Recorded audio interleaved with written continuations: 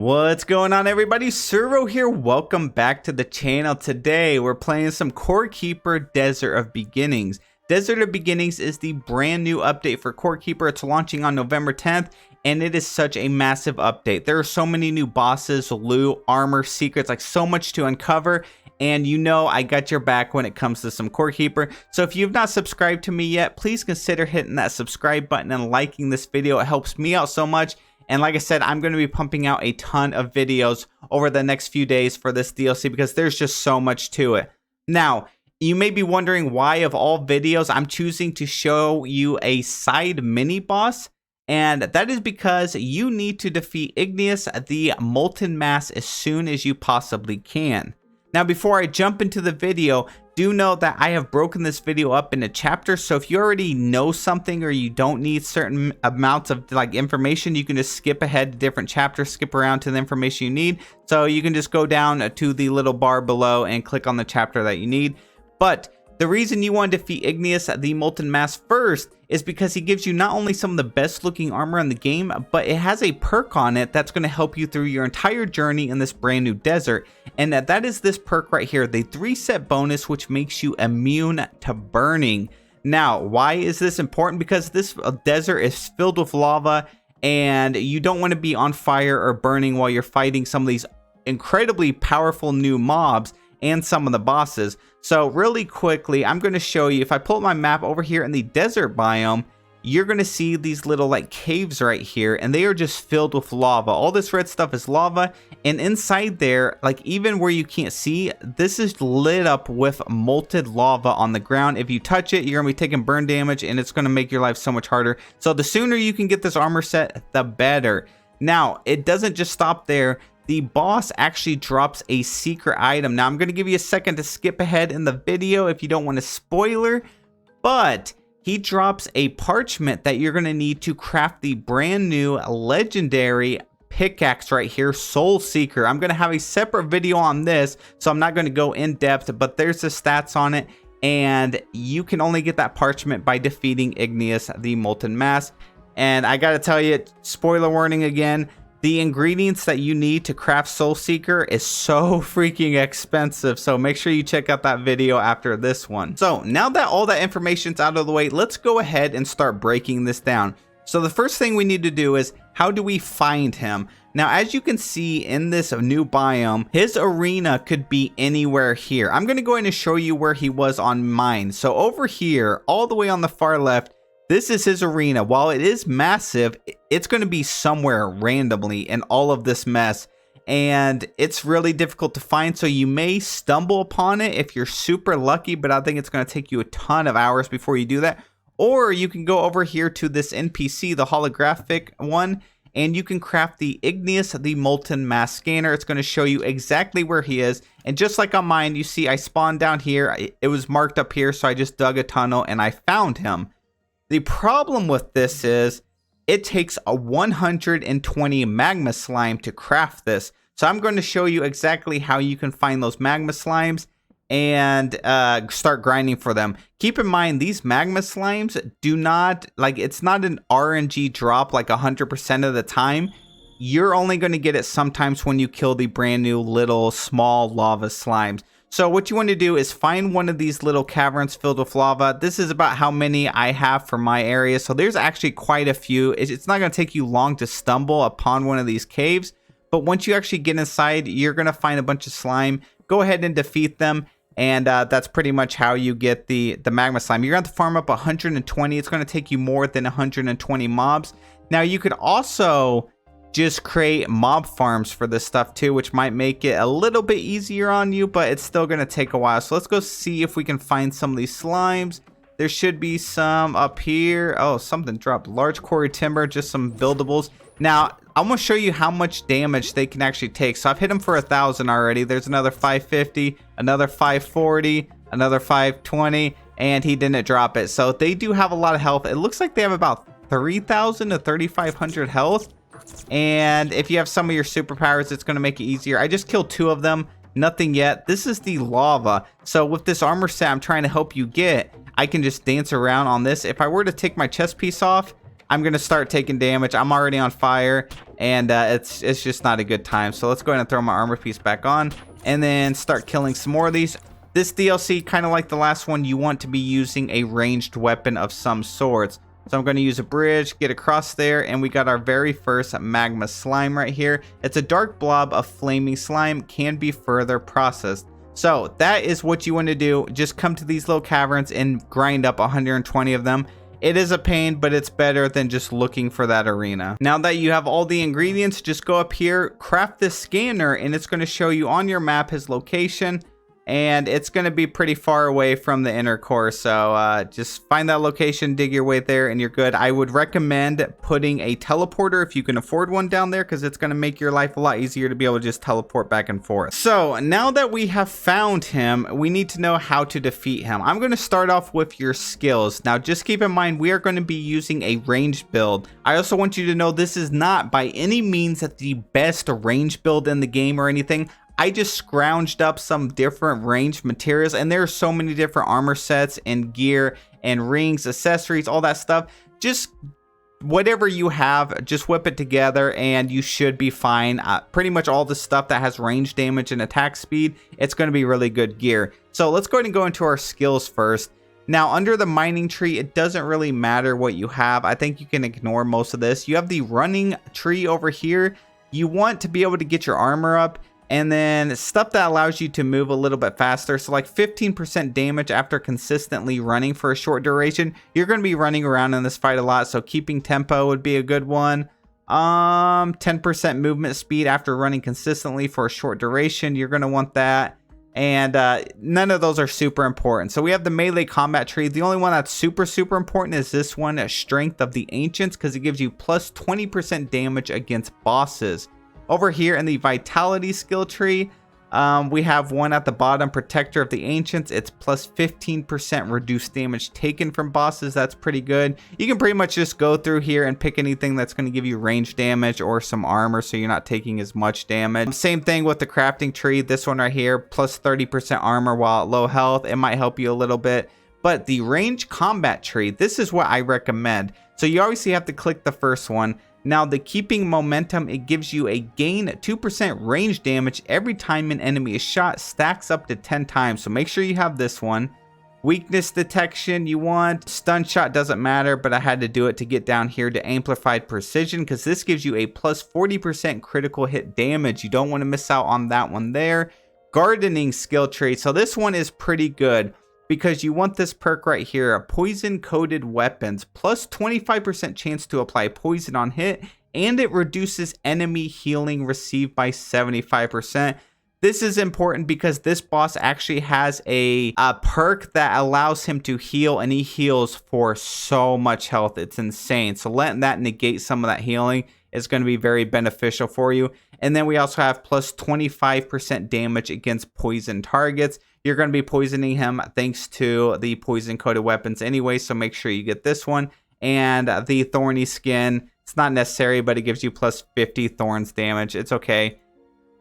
Fishing, it doesn't really matter except this bottom one here. Plus 30% of fishing added is range damage. It's going to help you out a little bit. Not super important. But the power of Omega, this gives you plus 15% damage against bosses after eating food or cooked food made out of fish. We are going to be making our ranged food out of fish, so make sure you have Power of Omega 3 as your skill selected. And then cooking, none of this is super important. Yeah, none of that's really important. So that's the skills there. Now let's go ahead and go to armor. Right now I'm just using the polished gold crystal necklace. It gives you plus 22.5 range damage, and then 2 polished gold crystal rings. They give us some range damage and some range attack speed. You can craft these from the proficient jewelry crafting bench, I believe. So you should have access to these if you're this far into the update anyways. So the armor, I'm obviously going to be taking this stuff off. And I'm just going to use the Ivy's pants. It gives me some critical hit damage. It's pretty good. It gives you a ton of health. Make sure you reinforce your gear and your weapons too. I'm going to use the Ivy's thorn harness. And I'm just going to use the Scholar's Hood. It gives me plus 3.4 range attack speed. Mix and match. Use whatever you have for all this stuff. It's really not super important. Weapons. There's so many different ranged weapons. You could use the blowpipe. It also applies some poison damage. You can use the Phantom Spark if you grinded that out. I'm actually going to be using the Galaxite Chakram. This is actually pretty dang good. It throws super fast. The range damage is pretty great, and it gives you a plus 39% critical hit damage. I'm going to show you really quick how you can craft that. It is going to be over here at the new Galaxite, one of the benches here, and you just craft it here, the Galaxite Chakram. You can also use this Galaxite helm or torso if you've farmed up enough of the new materials right there. It gives you lots of armor, some health, critical hit damage, 12.7% damage while at max health. So it's not bad, but I definitely recommend the Galaxite Chakram. It's pretty dang good. Now for food, just pick a fish. I use the this right here, the pink corralado. You mix that with some shiny larva meat, so like the golden larva meat, and it actually gives you the coral red gold steak, which gives you, for, let's see, right here, 53.3% range damage for 6 minutes and 30 seconds. It also gives you plus 15% damage against bosses. Yeah, I don't know. That's a lot of information, guys. I know, just mix and match whatever you have and you should be fine. Do some range stuff. So let's go ahead and head down to his arena, and I'm going to show you all about that. So as you see, I have a teleporter up here because I don't want to keep walking back and forth. This is his arena. When you first come up here, he is actually going to be already right here. If you get too close, he's going to attack you. I've defeated him, so I'm going to have to resummon him. And let me put this stuff on so I can move around without burning. This is why his arena is already filled with lava like this when you get here. So it is going to be difficult if you don't have this armor set to be able to farm him. Now, he's going to be sitting here, like I said. There's really nothing in your way. You're going to have to do a ton of running. You are going to be burning, so try to avoid this lava as much as you can. And he's going to attack you like any of the other slime bosses. He's going to be bouncing and moving around. And don't worry, I'm going to show you all this in a minute. And he's also going to do a thing that he shoots out fireballs that's going to damage you. And then after that, he has a thing that shoots these like little seeking orbs that once they go from outside of your screen and they actually hit him, they're going to heal his health to pretty much full. That's why you want to be able to defeat this boss as fast as you actually can. Now to resummon him, you just need to use the giant slime summoning idol. So let me go ahead and take care of this slime over here real fast, and we're going to get started. I'm going to show you. I'm going to try and take this fight slow, and hopefully I don't die. Bring some health potions. If you have some, I'm not bringing any with me because I'm a different breed around here, okay? I'm just kidding. I'm just kidding. So let's go ahead and put my armor on. We got Scholar's Hood, Ivy's clothes. There we go. We're good to go. I'm going to eat my steak. We're going to throw this down, and I'm going to try and get pretty far. And I got the chakram in my hand. I'm going to try and stay at a distance and keep shooting him. And like I said, you just have to keep moving to defeat him. These orbs right here, watch how much they're going to heal him. So they already almost got him back to full health. You can hit them if you're quick enough, but chances are you're not going to be able to because they move pretty dang fast. So I'm going to try and not die right here. There we go. Don't worry. I know I'm almost dead. I'm going to pull it through. I promise. You know I'm not going to fail you guys. So we're just going to melt his health because this chakram in this build is so freaking good. Now, once he gets down to like 30%, he's actually going to go into a enraged state. Fuck. All right. So the key to fighting him is just keeping your distance, right? So even if you think he's going to heal or you're worried he's going to heal up, don't worry about it because he's not, you do so much damage compared to how much he can actually heal. It's not a problem. Just keep your distance. That's the main thing to winning this. Whenever he starts getting super close to you, just start running away. You can use that time while you're running to pop a potion or to just hit him from like the distance. So he's going to start running after me and then he's going to immediately stop. There we go. Boom. I can do this and just defeat him all day long. Like, he's actually super easy. He's coming after me. Stop what I'm doing. Pop a potion while I'm running away and wait for him to stop. He's got these little healing orbs, like I said. Just destroy those if you can. He's coming after me. Ignore, like, fighting him. Ignore anything else. Pop a potion and run away. If those things are going to heal him, let it do it. So he's at almost half again. No big deal. He's going to chase me. Boom, boom, boom. He's going to stop, and now I can hit him and do a ton of damage. Those little fireballs he just shot at me, those are the problem. Those are what like really damage you. So he's still after me. I'm low on health.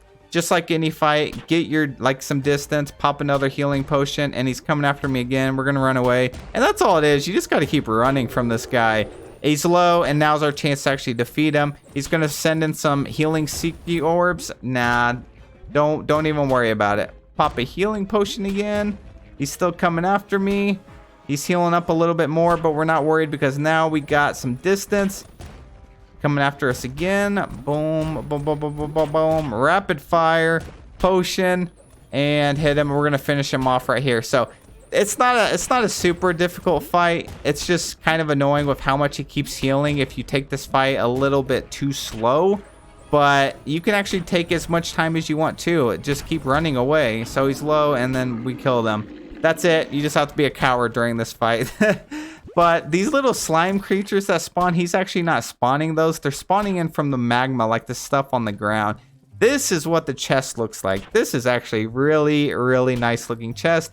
And there's the cipher parchment. Oh, I didn't know you could get another one of these because I've actually defeated him like, I have 3 here, like 6 times. So I guess this, I don't know if it's going to be 100% drop every time. But this is my second one now after 6 defeats, so that's really cool. I got some Galaxite ore here, we got some Magma Slimes, and I just got the pants right here. Let me know in the comment section below if you guys want a pair of these pants because I got an extra one to give away now, so that's exciting. Cipher Parchment. This is the materials you need. 1 ancient pickaxe. Yes, that's right, the Soul Seeker is, oh my gosh. Bro, get away, I'm trying to make a video. The Soul Seeker is actually the upgraded ancient pickaxe. So let's go back to that cipher right here. It takes 400 gold bars, 800 scarlet bars, 800 octarine bars, 800 Galaxite bars, and 100 ancient gemstones. Like I said, I'll have a full video on this because you need to find the ancient forge to actually be able to forge this. But that is how you find and defeat Igneous the Molten Mass. He's kind of a pain, but not really. And yeah, just make the range build that you have. You guys will be okay. Don't be a fool like I am. Take the fight a little bit slower than I was and not so rushed. Keep your distance. Keep firing. Heal when you need to. You'll be all right. Don't forget about your potions too, like I did. You got Keen Potion down here. It's going to help you out a lot. And yeah, if you have a friend, you can just keep him standing on the side. Send one of you guys out there. If you die, your friend can go in there and take over the fight while your friend is respawning and come back. It's really not so bad. So anyways, that is about it. Oh, I actually want to show you a weapon that drops. That's right. He actually drops a weapon too, and it is like another one of them grenade launcher things. So let me show you that real fast. I have a couple of them at my base. Here it is. The Burnazooka. It does 215 range damage. Projectiles pierce through enemies, and it has some explosive damage and some mining damage. So it's pretty good. He also drops this flame ring right here. This is actually really great because there is a whole burn damage range build and melee build that you can make with this. So get a couple of them flame rings. You're going to be set. Let's take a look at this Burnazooka. We're going to take it down to my poorly designed mob farm. I need to start cleaning up some of the residents here anyways. Boom, we one-shotted that guy. Oh gosh, I'm snared. There goes my door. I'm not even worried about it. So you can just come in here and blow everything up. So it's actually a pretty cool weapon. It pierces through enemies and pretty much one-shotting all these older mobs. That's pretty cool. Anyways, I'm about to die here, so I'm going to end the video. I'll see you guys in the next video. Don't forget to subscribe.